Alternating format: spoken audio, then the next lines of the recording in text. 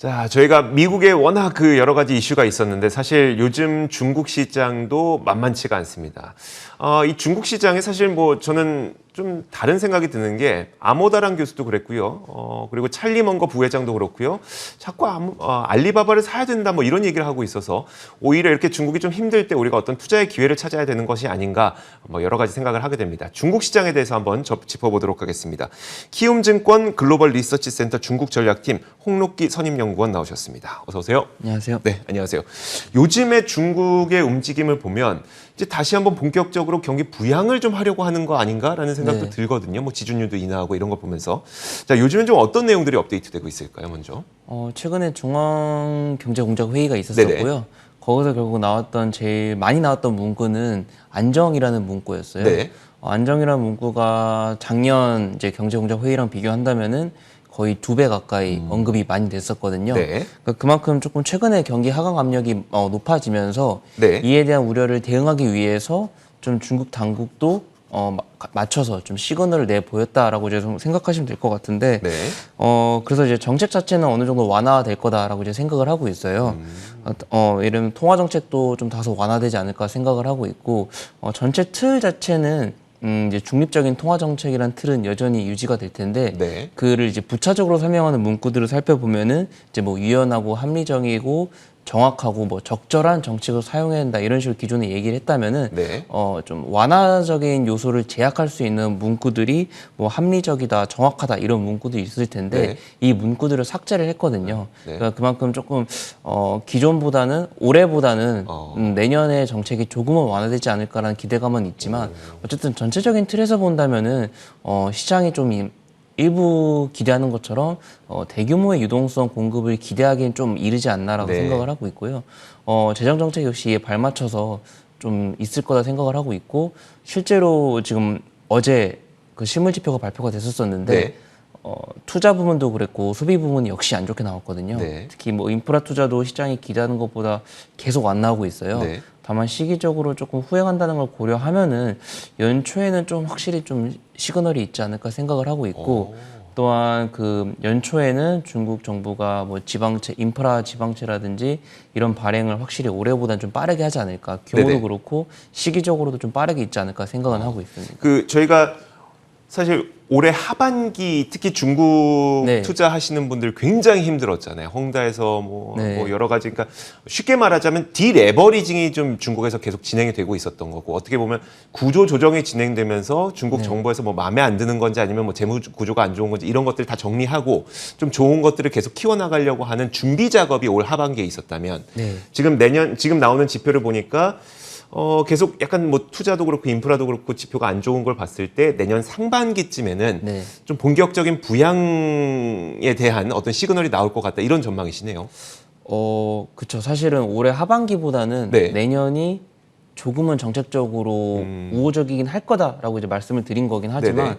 그러니까 이건 좀 통화 정책이나 재정 정책 측면에서 네. 유동성 공급이 일부 있을 거라는 언급이 말씀이고요. 실제로 저는 그 전체적인 기조를 본다면은 네네. 뭐 완벽하게 부양이라기보다는 저는 여전히 규제라고 생각을 하고 있거든요. 네네. 그러니까 실제로 지금 중국 경제가 내년에도 한 5%대 성장률을 기록할 거로 전망이 되고 있잖아요. 네네. 이런 부분에 대해서 좋게 보느냐 나쁘게 보느냐는 좀 갈릴 수는 있겠지만 저는 이게 장기적으로 계속되지 않을까 현재 성장률이 이렇게 생각을 하고 있어요. 네. 그러니까 시진핑 주석이 중국을 이제 경제를 담당한 이후에 그러니까 2013년도 이후부터는 중국의 경제 속도가 어쨌든 중고속 경제 성장 시대를 이제 초점을 맞췄고 네네. 이거를 장기간 계속되기 위한 규제를 그 시진핑 정부는 계속적으로 해왔던 거거든요. 네네. 그러니까 이게 일기 지도부 당시에 성공을 거뒀기에 이제 시장이 인식을 못했던 거고 네. 이기 당시 초반에는 좀 미중 갈등이다 코로나다 사실은 좀 규제 정책을 내세울 수 없었던 게 이제 조금 이번 이기 지도부의 초기였고 네네. 어쨌든 이런 규제가 그 올해 하반기부터 계속되고 있고 내년에도 서비스 산업이나 이런 부동산 쪽에 대한 규제는 계속될 거지만 뭐 통화 정책이나 재정 정책 측면에서 좀 유동성 공급이 일부 있을 거다라고 생각해 주는 게 그러니까 좀 너무 경직된 게 약간 풀리는 분위기는 상반기쯤에 나올 거다 이 네. 정도로 보시는 걸까요? 네, 그렇습니다. 알겠습니다. 자, 그런데 이제 지급 준비율 인하가 있었잖아요. 그렇다면 이제 사실 이게 글로벌 경제에 얼마나 좋을 것이냐 저는 그게 가장 궁금하거든요. 그래서 사실 뭐가 궁금한 거냐면 시장에서도 많이 생각하고 있는 게 우리는 지난 10년 동안 미국에서 인플레이션이라는 걸 본 적이 없었어요. 최근에 네. 인플레이션 나타났단 말이에요. 그게 그럼 지난 10년 동안 인플레이션은 왜 없었어? 중국에서 공장 역할을 해줬기 때문에가 굉장히 많은 그 정설처럼 좀 받아들이시는 것 같더라고요. 혹시 이런 지급 준비율 인하로 인해서 중국 경제가 좀 빠르게 돌아가게 된다면 우리는 다시 그런 세상을 좀 보게 될지 이런 것들이 궁금하기 때문인데, 자, 지급 준비율 인하가 어떤 영향을 좀 미칠 것 같으세요? 실제로 이번 지급 지준율 인하를 통해서 네네. 한 1조 2천억 위안 정도 규모의 이제 유동성이 공급될 거라고 이제 시장들이 많이 기대를 했잖아요. 네네. 다만 인민은행이 실제로 지준 인하를 발표하면서 이로 인해서 공급되는 유동성의 사용 출처를 확실히 언급을 했거든요. 네. 그러니까 MLF를 그러니까 중기 유동성 창구를 상환하는 데 쓰이겠다, 일부 상환하는 데 쓰겠다고 이제 사용 출처를 명확히 밝혔고, 네네. 실제로 뭐 이번에 같이 인하되는 시기에 MLF가 이제 9,500억 위안이 도래하고 있었었는데, 만기 도래가 네. 이 중에 5천억 위안을 롤오버하지 않고 상환을 시켰어요. 네네. 그러니까 그만큼 5천억 위안만큼을 빼야겠죠. 그러니까 실제로 공급되는 유동성은 한 7천억 위안 정도 수준이다라고 생각하시는 게 맞을 것 같고요.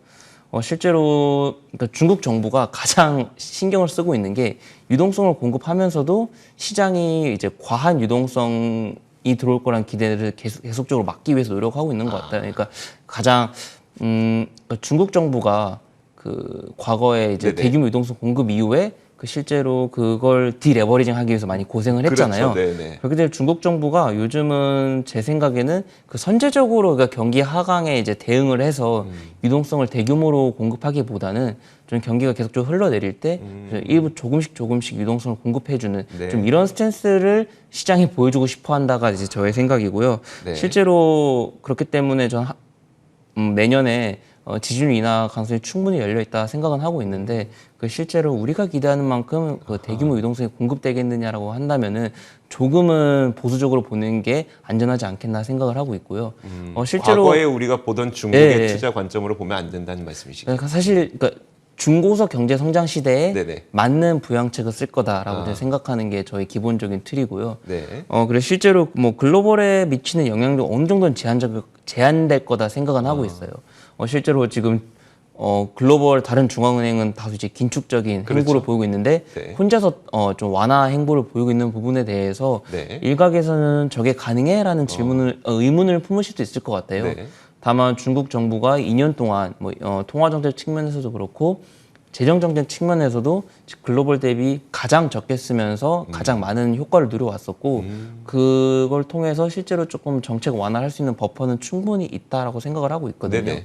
실제로 이를 통해서 중국 예를 들면 이제 위안화 쪽에서도 네. 위안화 유출이라든지 이런 우려가 있을 수 있는데, 네네, 그렇죠. 저는 사실 그런 유출 가능성은 제한적이라고 보고 있고, 실제로 위안화 가치도 지금 여전히 강세 기조로 계속되고 있잖아요. 네네. 근데 이 강세 기조 자체가 중국의 펀더멘탈이 글로벌 대비 아직까지 나쁘지 않아서 이를 유지하고 있는 거다라고 생각을 하고 있거든요.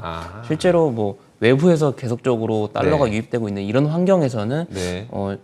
이런 완화 기조에도 불구하고 위안화 유출이라든지 이런 가능성은 제한될 거다. 위안화 강세 기조 역시 계속될 수 있다 생각을 하고 있습니다. 알겠습니다. 그럼 마지막으로 이거 한 번만 짚어보고 갈게요. 사실 헝다보다 더 큰 문제가 있다는 이야기도 좀 존재를 하더라고요. 근데 이제 이 부동산과 관련해서 현재 중국 시장은 좀 어떻게 흘러가고 있을까요? 부동산 쪽의 이슈에서는 여전히 조금 디레버리징 정책이 계속될 거다 생각을 네. 하고 있습니다.